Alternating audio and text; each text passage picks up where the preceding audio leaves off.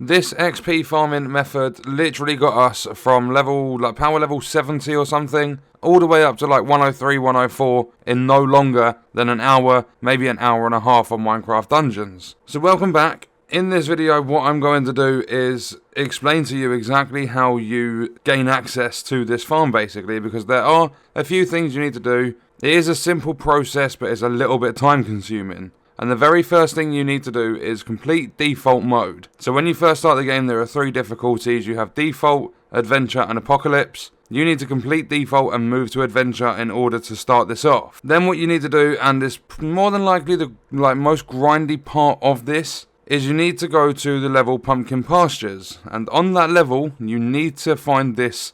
It's like a mini pirate ship. There's like a big main pirate ship that spawns in every single time. But there's also a small one that will spawn in with a secret door. You go in that door, you will unlock a secret mission called Archhaven. And the best thing I can recommend, if you're playing in co-op, then split up and go into your own games, because then progression saves across the board. So you can all join up again after someone has found it. If you are doing it solo, then it's going to be a little bit more grindy. But the best tip I can give for it is to make sure that when you get to the ruins part of the level, there's kind of like a massive, it looks like a castle stone wall.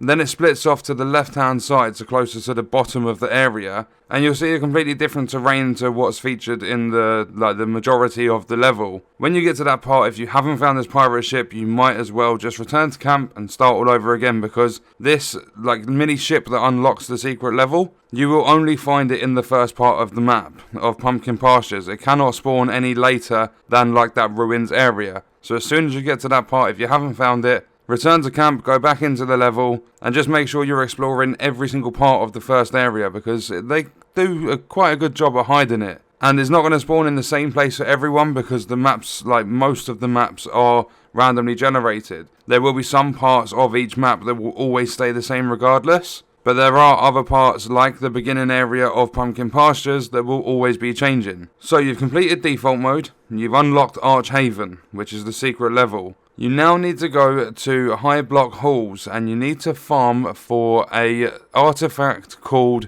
Love Medallion. Unless you have emeralds. If you have loads of emeralds, you can just keep going to the trader that's in camp, and you can just try your luck at getting a Love Medallion. That's how I actually got my first one. Or if you don't have many emeralds, you can just keep going through, completing the level, and then at the end of the level, the little chest you get will give you an artifact, and you need to hope that it will be a Love Medallion. And the only reason you have this is because Archhaven, you're going to be playing on an incredibly high level, the highest difficulty you possibly can. This Love Medallion will take control of mobs. They will start fighting for you, and it will give them a damage boost. So you're basically putting the enemy against the enemy, and a lot of the time your troops, the ones that you've recruited, actually win. And not only that, it's really fun to use it. Ever since starting off this farm, we've just used it throughout normal generic missions, because it's just funny to see the enemies turn against each other. So after you've unlocked the level, go and farm high block halls, or make sure that you use the trader, which is going to be a little bit more expensive than trying to get weapons. But you should have enough emeralds to at least give it a couple of goes. And hopefully RNG, your luck's in,